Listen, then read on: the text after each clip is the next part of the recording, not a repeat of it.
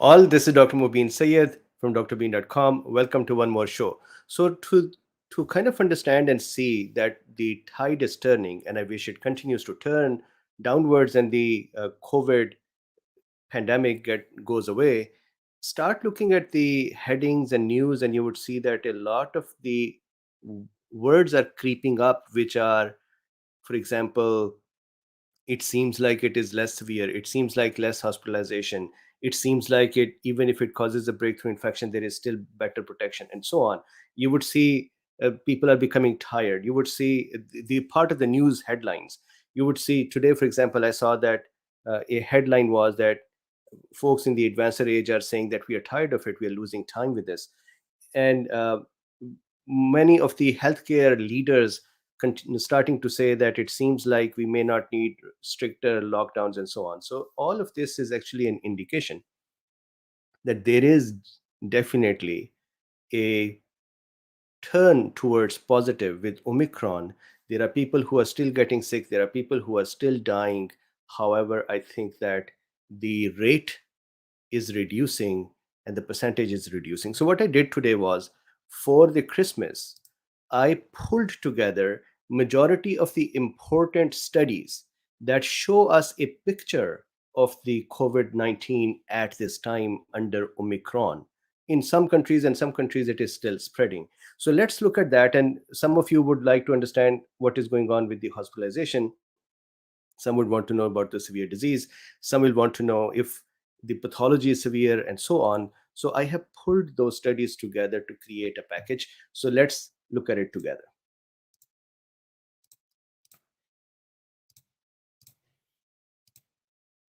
So references, this is drbeen.com. If you would like to buy medical lectures, which are premium class in addition to what you have on YouTube, then this is a good place to go to. Then here, for example, this is an indication. These are indicators. These are silver linings. For example, Australia, which has been very, very strict in their application of the controls for protecting the public, protecting, I hope you read between the lines here. And here, look, they're saying now we are moving from a strategy of suppression with a goal of no community transmission to a living with COVID-19 context. I don't think that they would ever say that if they actually thought that they have a variant that is more dangerous. So this is a sign, and that Australia is saying this way as well, and others are too. Then for the other references, we talked about this. It is a reference. I'm going to use this later on. This is the University of Edinburgh, and I talked about this as well. And there is uh, not before, sorry. I'm going to talk about this today.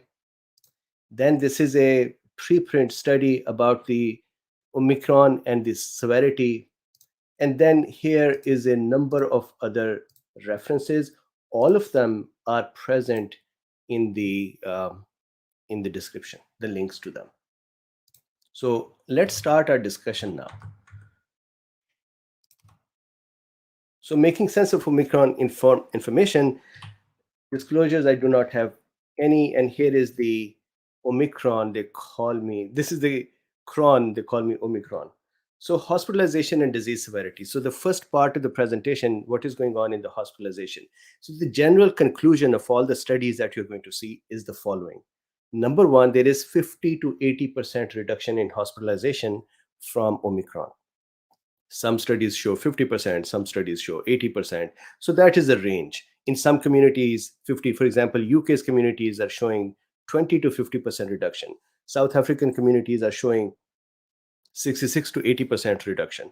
So there is a decent reduction rate, and various community would have different. But there is reduction in hospitalization. That is an amazing news. And then 50% less risk of hospitalization in previously infected. This is also very important news. We keep hearing that, hey, there is a breakthrough infection or reinfection and we are in trouble. And this seems like this is going to be SARS-CoV-3 or new COVID-19 or 21. I also said that at some point. So 50% less reduction in previously infected. So that is also important. Long COVID is still an unknown because the time is too short.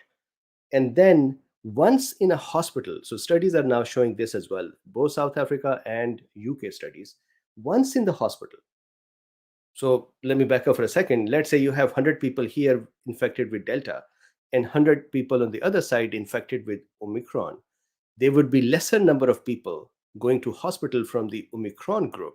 However, once the people are in the hospital, then the at least the studies are saying that disease progression within the hospital is similar.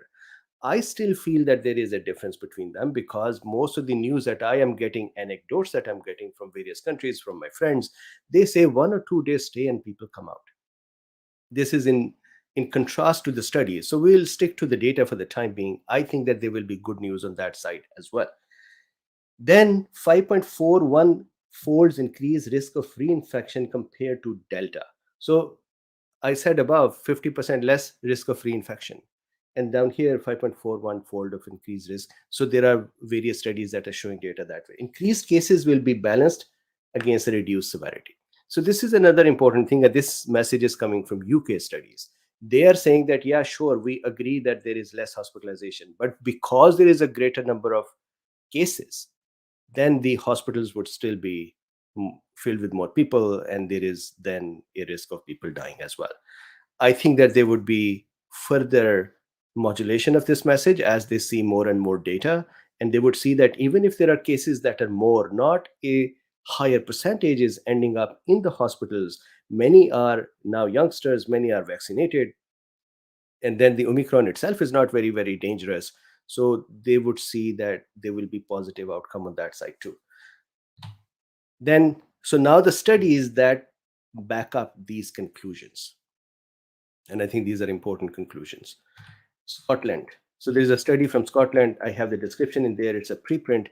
And what they said was 66% or more reduction in COVID hospitalizations by Omicron compared to Delta. The study has 23,840 Omicron positive patients, and they are considering Omicron positive by those who have a one signal failure on the testing for COVID or for Delta. So SG, spike protein signal, target signal failure, is the signal which is now being used for Omicron. So 23,840 cases. The study is November 1. So they are considering November 1 to be the beginning to December 19th of 2021. The first case of Omicron in Scotland was on November 23. Remember, South Africa reported it on November 24th.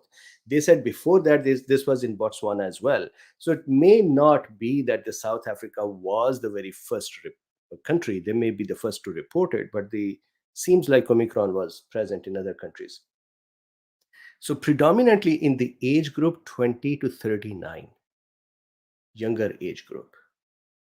And S gene negative positive reinfections, that is Omicron reinfections, were more than 10 times that of the S gene positive Delta. So that is an interesting one. That the reinfection, somebody who was previously infected and now got reinfected. Omicron is reinfecting with 10 times more numbers. But please realize I think we are ending up with a virus that is now just making us infected once again, like common cold. The question I would keep asking, hospitalization and severity, and that is where the numbers are still low. Yes, a larger amount of people getting sick would cause a larger amount of people going to the hospitals too. So Omicron reinfection rate 10 times more than Delta. So that is a negative part. That's why it is red. There were 15 hospital admissions. So check this one out. There were 15 hospital admissions in those S gene negative, that is the Omicron, giving an adjusted observed expected ratio of 0.32. So about 60, 70% protection.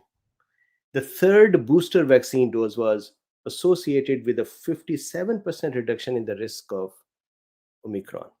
So they said if there is a third booster, and I want to discuss this because there is going to be another study later in this discussion where reinfection is seen with Delta, reinfection causing a super immunity or a huge amount of good immune response. So I want to make sure that we realize that immune response in healthy individuals will be kicked up and improve with a booster or the infection. The only thing is, we are not looking for the infection because that can cause our death as well. Although there can be boosters and vaccines that can be dangerous too. But still, this is why a vaccine, I would never recommend somebody go get the infection. So I hope you realize what I'm saying here. So the third booster is going to improve and reduces the chances of infection by 57%. So that is an interesting take on that. Now, look at the last line where I have made the relative to 25 weeks post the second dose.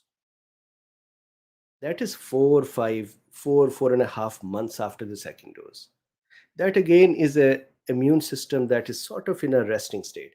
I would have loved to see a study that shows 3-4 weeks after the second dose, similarly after the booster, similarly after the infection and reinfection. I can suspect that they would all have similar efficacy because the immune system is ramped up. So anyway, so that is the Scotland paper. Once again, the conclusions from these papers are what I have already presented. So here the conclusion from Scotland is less two-third reduction in COVID hospitalization. That's beautiful. So two-third reduction in COVID-19 hospitalization risk. Interpretation, this is from the study. They're saying these early national data suggest that Omicron is associated with a two-third reduction in the risk of COVID-19 hospitalization when compared to Delta. Whilst offering the greatest protection against Delta, the third booster dose of vaccination offers substantial additional protection against the risk of symptomatic COVID-19 for Omicron when compared to greater than 24 weeks of the second vaccine dose. My hope is soon, with more data, these news would further turn and they would help us start feeling that, hey, it seems like it may not be necessary in all cases to have boosters. There may be, I hope that now that the panic reduces slowly and the healthcare leaders start realizing that it's not that dangerous, they might start accepting that, hey, some folks may need a booster and some may not. South Africa, so same discussion, hospitalization. South African study, 4/5 or 80% reduction. So I'm earning a lot of coffees today, huh? 80% reduction in COVID hospitalization by Omicron compared to Delta. This study has 29,721 possibly Omicron cases. Once again, the SG failure cases. So study period is 1st October to 30 November. So 1st October to 30th November. And they compared and I should have called it SGTF and non-SGTF during the same period, and also the Delta from April and November. So what they did was this. They took data from 1st October to 30th November, 2 months, and within this 2-month period, they compared Omicron, potentially Omicron and Delta. So SGTF and non-SGTF. Then they also compared it to the months of April and November, which was the prevalent Delta time. And they also saw this. This is an interesting one from their study. They saw in South Africa, again, demography is different. The younger, lesser than 5, were getting more in hospital, or greater than 60 were getting more in hospital. Still, the hospitalization was up to 80% reduced. So I think that is good. Now, 4/5 or 80% reduction in COVID-19 hospitalization risk. So this is their conclusion. Check this out.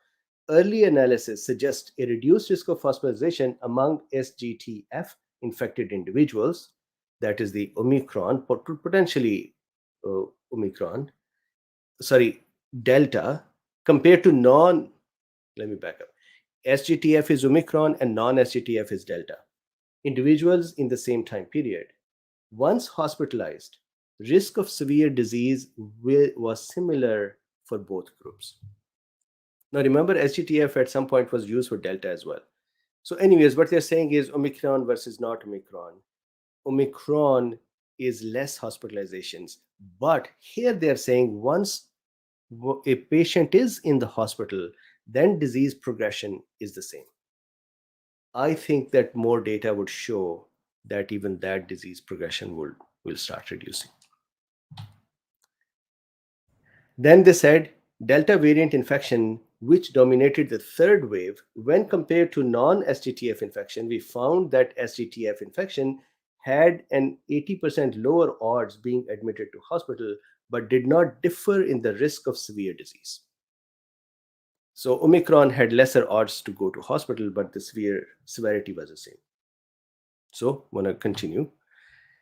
Vaccination status. So this is another interesting question that have been asked that, hey, what was the vaccination status of the people who are going to the hospitals? So here, if you see, by 9 December, 65% of individuals aged greater than 60 years of age or 60 were vaccinated. Then 61% from 50 to 59, 48% 35 to 49, 29% 18 to 34 had received at least one dose or more of the vaccine. And so you can read the rest of this as well. Then they say it is difficult to disentangle the relative contribution of high levels of previous population immunity versus intrinsic lower virulence to the observed lower disease. So they're saying we cannot really say how much lower the severity is because of Omicron's own changes versus the contributions from vaccination and previous infection and other factors. That is what, and other is what is added by me. So that is what they're saying over here, which is fair. Then look at this. Now, infection by vaccination, they actually did not have data that could be significant, statistically significant, because if you see the data here in this table, the top row where it says no, so this is no vaccination, there were 141 infections out of 207 patients or severe infections are going to hospital. And they took that as a reference. Then if you see in the vaccinated, there were 21 severe infections out of 38. So although there is 68% in unvaccinated versus 55%, but if you look at the confidence interval over here, it is 0.2 to 1.5. So it crosses the unity. That means it is not significant. And that is why they actually did not lead with this message.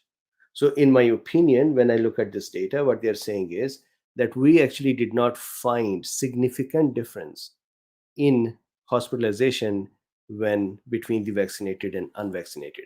I think this is an area where more data would become useful. I am hopeful from Israel and from UK to give us more data that would be interesting to look at. So then England. So we are still on the topic of hospitalization and severity. England. So England's report number 49. In that report, they said once hospitalized, the severity for Omicron and Delta are the same. Remember, we just saw that with the South Africa as well. They said once hospitalized, it's the same. 5.41 fold higher risk of reinfection by Omicron compared to Delta. So they're saying that more transmission, more risk of infection. So why do they talk about that? On one end, there is a reduction in hospitalization, but they're saying, hey, while there is a reduction in hospitalization, there is an increase in cases as well, which is going to send more people to hospitals as well, even when the percentage is lower. This is the point. This is why they're showing the increase. So if you see here, hospitalization and asymptomatic infection indicators were not significantly associated with Omicron infection, suggesting at most limited change in severity compared with Delta. So UK is saying that severity is not changed for hospitalized patients. I still have this in my heart of heart. So this is my opinion, maybe wrong, is I think that they would see that severity. This may be more tied to the comorbidities, which agreed that if somebody has comorbidities, that is why they ended up in the hospital. But there is also the cytokine storm and those things as well. And I think there would be a reduction in that. Then, if you see here the second paragraph, controlling for vaccine status, age, sex, ethnicity, asymptomatic status, region, and specimen date, and using conditional Poisson regression to predict reinfection status, Omicron was associated with a 5.4 fold higher risk of reinfection compared with Delta. So, how much more chances of reinfection? That means a person who was infected and now becoming reinfected. So, now my question or my comment to you, if you become worried about reinfections are more, there is another study in the same talk today that I would show you that is actually for Delta, but it shows that reinfection, if we survive the reinfection, produces super immunity. So, those in which who survive reinfection, they would actually end up with much better immunity as well. So this is the England's report. So now we see a report from South Africa, one um, from England, and then there was one more report from Scotland. All of them are showing that there is less hospitalization, but they say that within the hospital severity is the same. Okay. This is England's report 50. So this is the next day. Here they are saying 1/5, that 20%, to half reduction in COVID 19 hospitalization. So, UK's observation is 20 to 50% reduction in hospitalization. So, now balance that with 5.4 times increased cases and about half times reduced hospitalization. 50% reduced risk of reinfection in previously infected.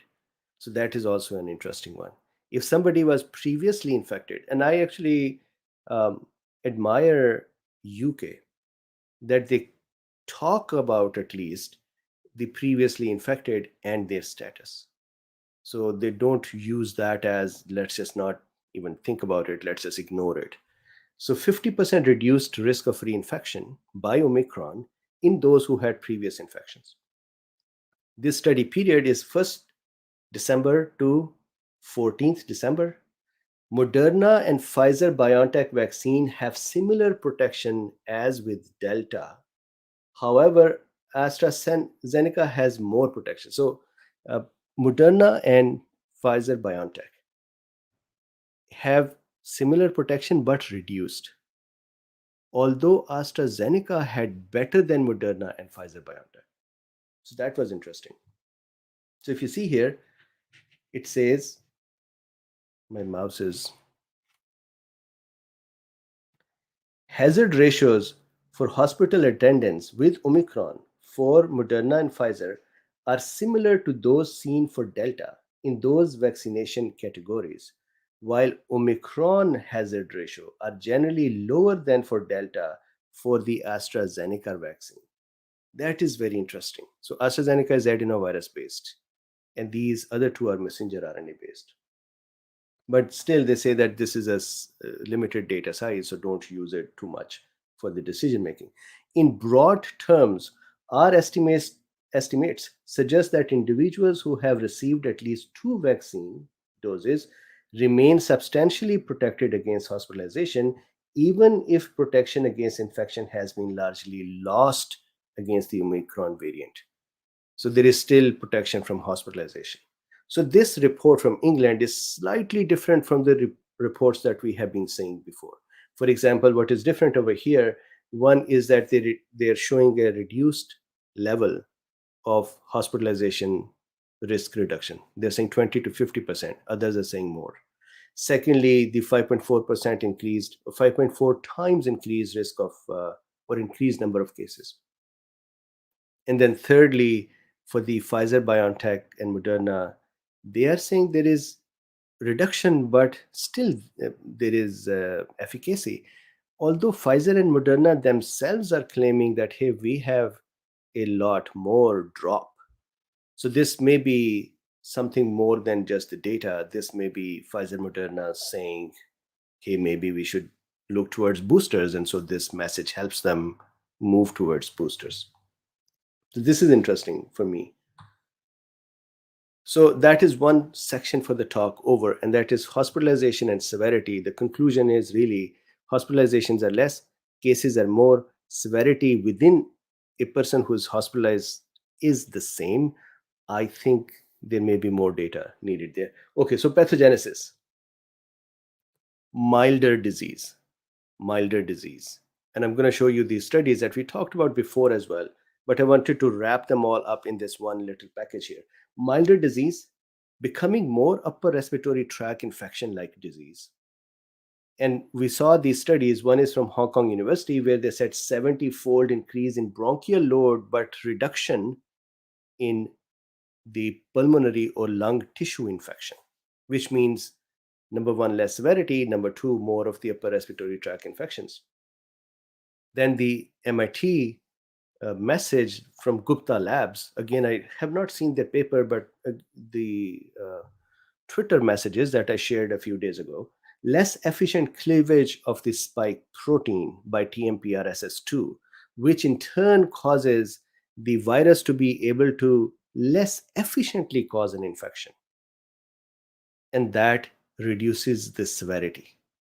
So that is very interesting. I wanted to put them together to kind of look at it that from a pathogenesis point of view, the data that is emerging is showing us two patterns: moving towards upper respiratory tract and reducing the severity. I will add one third thing, which I think many of the folks here, they put that, hey, somebody got sick and they recovered. I'm seeing that repeatedly. The reduction in number of anosmia cases, reduction in cough, reduction in overall days of symptoms, all are indicative of two things: less damage to the tissue and a quicker response, an overwhelming response by our immune system, which can trap and kill the virus faster. If our immune system struggles, then it goes in an overdrive, causing cytokine storm and killing us in that process as well, or causing so much damage that we start coughing and we start having anosmias and we start having lower respiratory tract infections or symptoms as well. So Omicron is actually becoming friendly to our immune system as well. That is a behavior of a virus that is continuing to work with us, and it would continue to become human friendly. How will it become human friendly? It's not going to just die away. It is going to become human friendly by being less pokey, less bothersome to our immune system. Just like other human coronaviruses. Human coronaviruses are, although now the SARS-CoV-2 is becoming humanized as well, but human coronaviruses were the one that already live in us, and we discovered them in 1950s and 60s. Of course, they were living in us for hundreds of years before. At some point, they would have caused a pandemic as well and jumped into us and then started living and learning us, and we died in that process too. This one is doing the same thing. And so as it becomes less bothersome to our immune system, we would have less response to it, and that would also cause less severe symptoms. So that is also a good news. So if you see here, this is the same study that we talked a few days ago. I'm going to just put here for a completion sake. So this is Hong Kong University med 70 times faster infection in bronchi compared to Delta, significantly lower infection rate in the lungs. So we talked about it before. Then this is the Gupta Labs. Gupta Labs have been saying that spike protein is less efficient, or spike protein cleavage is less efficient. So that is TMPRSS2 priming the spike protein, separating the S1 from S2, causing the S2 to then fuse with our cell and gain entry or give entry to the virus. That process is reduced. Plus, they also are saying that the spike proteins, the virus's capability to fuse cells to each other. Imagine if a virus lands in the middle of a busy street, and then, or a mall, shopping mall, and then picks up people and ties them together. They all are going to become so upset, and they're going to yell and curse, and they'll be throwing tantrums at, why did you tie us together? And that would cause a severe response. That is what this virus does, that it goes to the respiratory epithelium, so that is pseudostratified columnar epithelium, ciliated epithelium, and it kind of ties the cilia together from various cells, which cause a severe response by the immune system to say, what the heck are you doing? And that, Gupta lab says, they're not seeing that with the same intensity as before. So that is a very good news. Reduced severity. Then immune escape. So this is the next set of discussions, studies. Immune escape, and you would hear this a lot as well. Immune evasion has occurred, immune escape has occurred, reinfection is happening, breakthrough is happening. And I have always said that we got to keep it in clinical perspective. What is actually happening to people is also important, in addition to the mechanisms. So here I'm going to show you a couple of studies. The summary is this. South Africa says there is evidence that immune escape, or they use the word evasion, is occurring 3 to 8 folds. This is South Africa's study, I'll show you. 3.2 folds increase in superimmunity. So this is a different study, which is on Delta, not on Omicron. But it is also an interesting study. 3.2 fold increase superimmunity after breakthrough infections with Delta. Right? So one study is saying, hey, there is a possibility of reinfection. And then the other study says, well, when the reinfection occurs, there is a superimmunity that develops. So then I have to give this disclaimer here, that please know that the infection can kill an individual. So this study, or the discussion that I'm showing, is not a recommendation to go get infection. But those who are accidentally getting the infection, they can at least be comfortable that the immune escape doesn't mean that now their immunity is gone, now their innate system is depleted, now their immune system cannot handle the virus anymore and they are in trouble. That is not the case. Instead, they are actually much more capable of handling the variants in the future. So let's look at these studies. So this is the South African study. It's a preprint. They are saying 3 to 8 fold reduction in neutralization titers. 3 to 8 fold reduction in neutralization antibodies. That's what the study is saying. I want you to kind of think about what Pfizer and Moderna are saying. Pfizer said 25% improvement in neutralization titers after the booster. I can reverse that statement to say, before a booster, the Pfizer's vaccine's generated immunity is 25 times reduced. Although we, at least the cool beans know this thing, that our immune system does go to a rest. So that is not a good measurement. But still, let's use all this data. They are saying 25% reduction in neutralizing antibodies. Moderna said 37 times improvement. That means before the booster, there was a 37 times reduced neutralization by Omicron, or for Omicron. And here, this study is saying 3 to 8 fold. So it's not too worrisome. Pfizer and Moderna are showing a greater fold reduction. Or they're saying this means 26 to 48% evasion of the immune system. But please realize that this study, and I have the link in the description, this study is more of an epidemiological study and not of a mechanism study. They did not do neutralization studies to say this is an immune escape. They looked at the population's dynamics, and based on that, they said it seems like this is a signal for immune escape. Now, when we are seeing reinfections, we could call it anything until you look at the mechanism. For example, if somebody asked me that, hey, how would you interpret it? I would interpret it this way, that because we know Omicron can infect the cells fast, it is transmissible, it's more transmissible, 70 times more. Then in that window of time, 2 days window of time, when the immune system is at rest after a previous infection or a vaccine, if this virus comes in, it's going to cause a very fast response. It is going to increase in number very fast. That is not an indicator that the immune escape has occurred. That is simply an indication that immune system is not yet woken up. But then the immune system takes care of it very fast and efficiently without becoming overwhelmed, without creating cytokine storms. It can comfortably take care of it. So that tells me it is not immune escape. Now, if you say that, hey, viruses increase transmission and quicker causing more damage quickly while immune system is waking up, is immune escape as well, then sure, then the definition is different. So back here they're saying this. So check this out, the thing that I have made blue. For our main analysis, this approach suggests a 3 to 8 fold reduction in neutralization titers for Omicron relative to Delta, corresponding to immune evasion of 26 to 48%, or 15 to 33% for low Delta evasion scenario, or 35 to 59% for high Delta evasion scenario.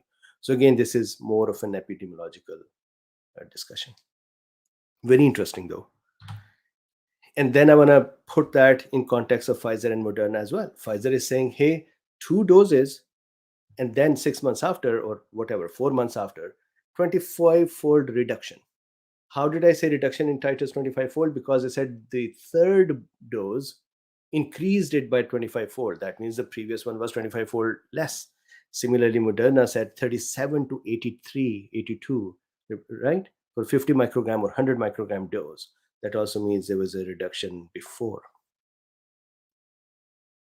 So that is interesting that this study says 3 to 8 fold. Pfizer Moderna says anywhere from 25 to 37, even up to 82. So I would say from 3 times to 82 times reduction. And this would actually tell you, it would depend upon person to person, their comorbidities, their immune status. When did they get the dose? Did they get a previous infection or not? Was it the second dose, third dose? Was the infection as the first event? Did they have a reinfection, and so on? By the way, the patient that I discussed the case of, that she had reinfection and breakthrough simultaneously, she has already become negative 3 or 4 days later. No symptoms anymore and negative. This is what you would expect from the immune system of a person whose immune system is trained. Now, breakthrough process. Now I want to add this to this part of the discussion where we're talking about immune escape or evasion. I want to then balance that with this. Breakthrough produces superimmunity. This is a study, and I'll show you those after this discussion. 3.2 times increase, or 322% increase in neutralization after breakthrough with Delta. This is Delta, this is not an Omicron study. So the study says a person who has breakthrough, so vaccine occurred, they had vaccine, now they compared two things that are very interesting. Second dose of the vaccine and reinfection, or the breakthrough infection. They said breakthrough infection actually caused a more robust response by the immune system and created more antibodies, 322% more, or 3.2 times more than the second dose. I would take this message, this study, and apply it to anyone who is getting reinfected. For example, this young woman I talked about, she got reinfected. She was previously infected, but about 1.5 years ago, so kind of late. Then she had vaccination in September. Then she got infected as well. So fourth exposure. Imagine her level of understanding for immune system to work with these variants, and how quickly she actually took care of it within 3-4 days. So if you see here, um, I would discuss this study separately, but at this time, these green parts. So they said 322% increase. And then median serum dilution increased for both IgG and IgA. So I was actually surprised a few days ago when I talked about IgA, and somebody left a comment saying, do you have a proof that IgA is produced? And I was surprised. This is how immune system works. When you create a cell, or when you poke a cell, when you activate a cell, B cell, who is going to make an antibody, B cells always make IgD. They always do it. Then the very first phase of their response is IgM. Then they class switch and they start making IgG. And so I always use this mnemonic MDGR. So M and D is always made, then G, then E, then A. This is a normal process of class switching. There is no proof that is needed because this is filled in literature and in studies after studies after study. This is a science of 1960s or even before that.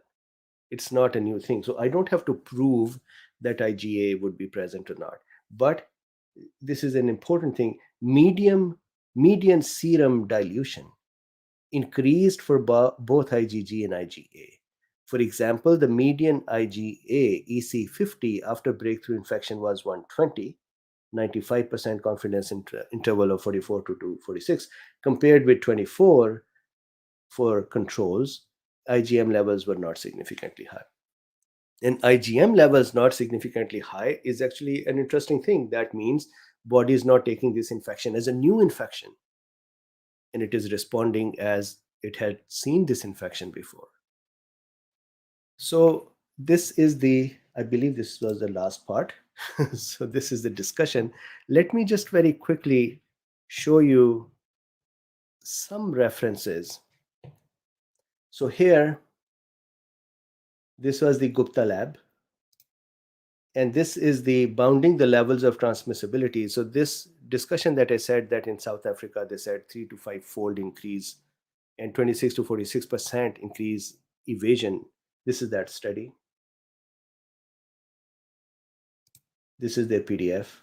Then this is the breakthrough infections generate super immunity to COVID-19 studies suggests.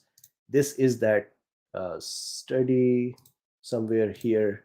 I think it is. One second. Here. So these studies, I actually spent some time today to go over them as well. So these are the 3 studies here. This is the breakthrough study with the super immunity. This study I went over, this was about this is the report 50 from UK, and this study is the immune escape study from South Africa. So those studies are here, and then we know about these discussions too. So this is the discussion for today. My takeaway, these were my own curiosities as well. I am still left with one more curiosity, which I would try to find some more data, hopefully with John Snyder's help. And Texas and John have really been helpful. Their Discord discussions are worth reading and seeing. Um, One curiosity that I'm left with is long COVID, and I can understand there will not be much data. And the second one is progression of the disease in unvaccinated versus vaccinated or previously infected. And of course, the third one that they say severity is the same once a person is in the hospital. I want to see some more in data as well. So this is where we are at.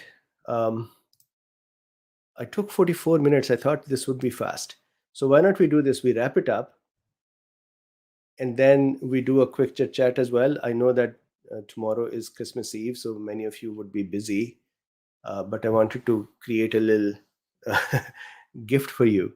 Okay, so